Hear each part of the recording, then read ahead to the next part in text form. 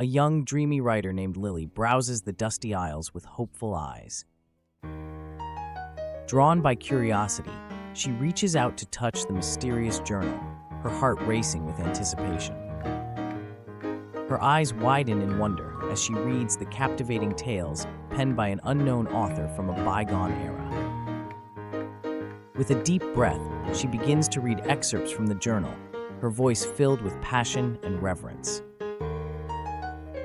Her heart swells with gratitude as she realizes the impact of these forgotten love stories on her audience.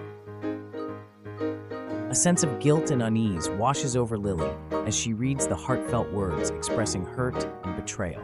The air is heavy with emotion as the elderly woman's voice trembles with vulnerability, her story weaving a tapestry of love and loss. An understanding smile tugs at Lily's lips as she embraces the power of forgiveness and respect, her heart touched by the elderly woman's grace.